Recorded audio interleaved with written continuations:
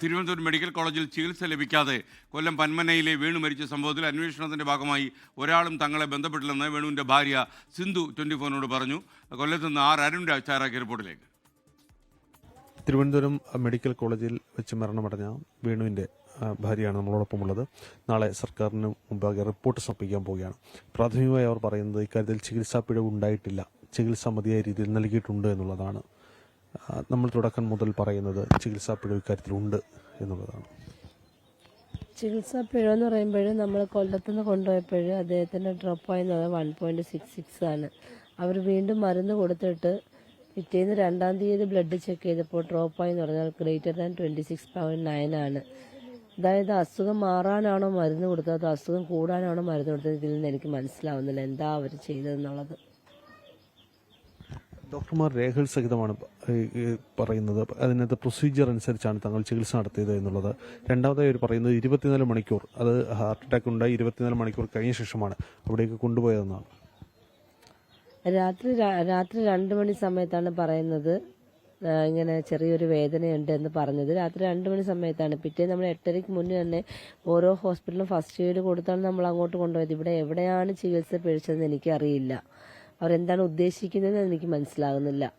അതുപോലെ തന്നെ നമുക്ക് ആൻജിയോഗ്രാം കൊല്ലത്ത് ഇല്ലാത്തത് കൊണ്ടാണ് നമ്മളെ അങ്ങോട്ട് റെഫർ ചെയ്തത്. അവർക്കത് പറ്റത്തില്ലെങ്കിൽ അവിടെ അപ്പോയിൻമെന്റ് പേഷ്യൻസ് ഉണ്ടായിരുന്ന അവർക്ക് പറയാമായിരുന്നു വേറെ ഏതെങ്കിലും ഹോസ്പിറ്റലിൽ കൊണ്ടുപോകാൻ. അതും അവർ പറഞ്ഞിട്ടില്ല. വ്യക്തമായിട്ട് ഒരു കാര്യങ്ങളും എന്നെ അറിയിച്ചിട്ടില്ല. ചികിത്സയുമായി ബന്ധപ്പെട്ട് യാതൊരു കാര്യവും ഒരു ഘട്ടത്തിൽ പങ്കുവെക്കാൻ മെഡിക്കൽ കോളേജിന് തയ്യാറായിട്ടില്ല.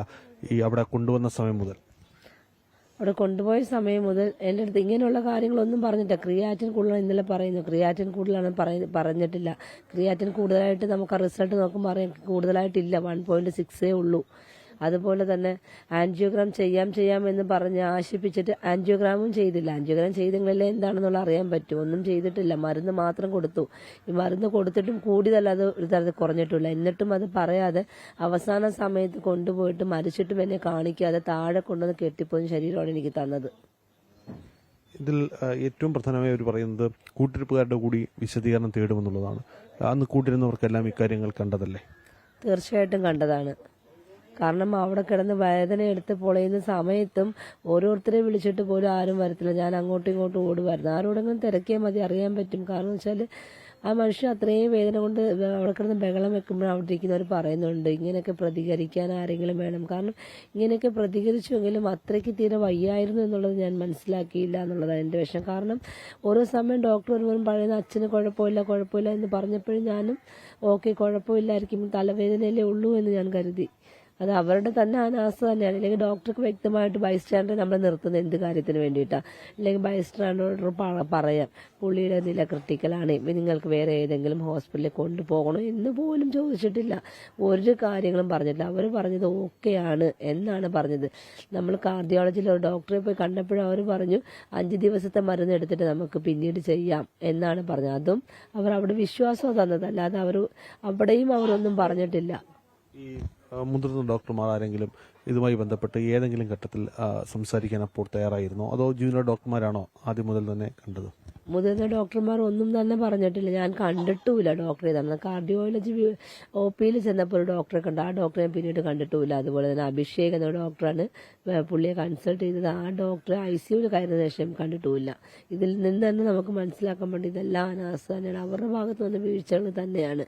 ഇല്ലെങ്കിൽ അവർ ഒരു ജീവൻ വെച്ച് അവർ കളിച്ചത്. അവർ തീർച്ചയായിട്ടും അവർക്ക് പറയാമായിരുന്നു, ഇല്ലെങ്കിൽ ഈ പുള്ളിയുടെ നില മോശമാണ്, നിങ്ങൾ എവിടെയെങ്കിലും കൊണ്ടുവന്ന എൻ്റെ 2 പെൺമക്കളാണ് ഞാൻ എവിടെയെങ്കിലും കൊണ്ടുപോയി ഞാൻ രക്ഷ ചെയ്തെങ്കിലും ഏതെങ്കിലും പ്രൈവറ്റ് ഹോസ്പിറ്റലുകളിൽ ഞാൻ കൊണ്ടുപോയി രക്ഷിച്ചത്. എന്തുകൊണ്ട് അവർ പറഞ്ഞില്ല അത്?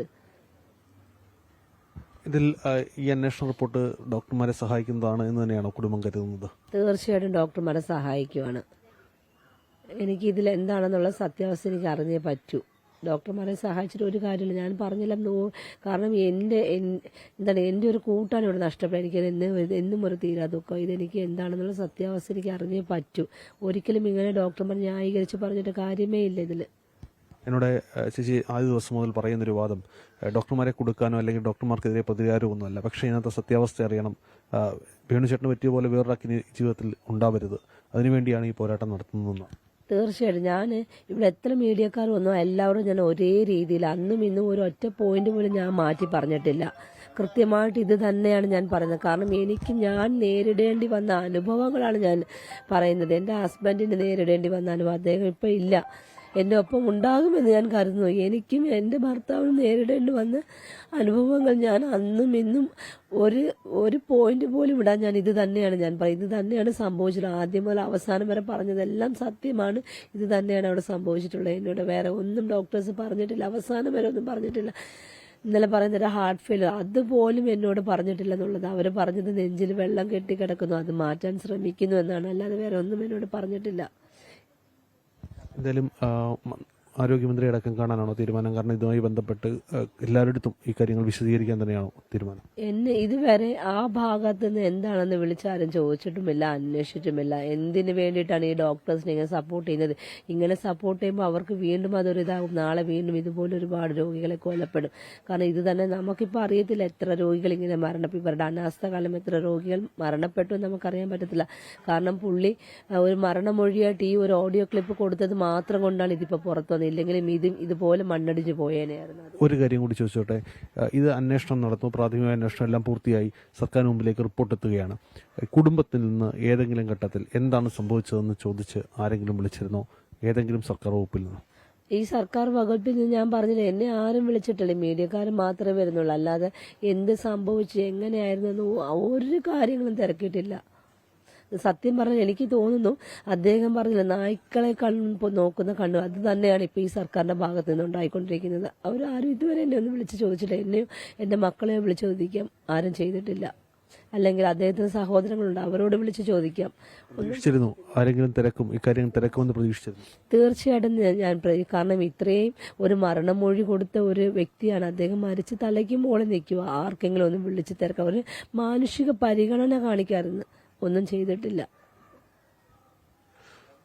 അന്വേഷണം ആരോഗ്യവകുപ്പ് നടത്തുമ്പോഴും കുടുംബത്തിന്റെ നിന്ന് ഒരു വിശദീകരണം തേടാൻ ആരോഗ്യവകുപ്പ് തയ്യാറായിട്ടില്ല എന്ന ഗുരുതരമായ ആരോപണമാണ് ഇപ്പോൾ വേണുവിന്റെ ഭാര്യ സിന്ധു മുന്നോട്ട് വെക്കുന്നത്. തങ്ങൾക്കും പറയാനുണ്ട്, അതുകൂടി കേൾക്കാൻ ഈ അന്വേഷണം നടത്തുന്നവർ തയ്യാറാകണം എന്നുകൂടി സിന്ധു വ്യക്തമാക്കുന്നു. കൊല്ലത്തുനിന്ന് അരുൺ രാജ്, 24. ലോകത്തെവിടെയായാലും ഏത് സമയത്തും 24 വാർത്തകളും ഓഗ്മെന്റഡ് റിയാലിറ്റി പാക്കേജുകളും എക്സ്പ്ലെയിനറുകളും വിശദമായി കാണാൻ ഞങ്ങളുടെ യൂട്യൂബ് ചാനൽ നിങ്ങൾക്ക് സബ്സ്ക്രൈബ് ചെയ്യാം.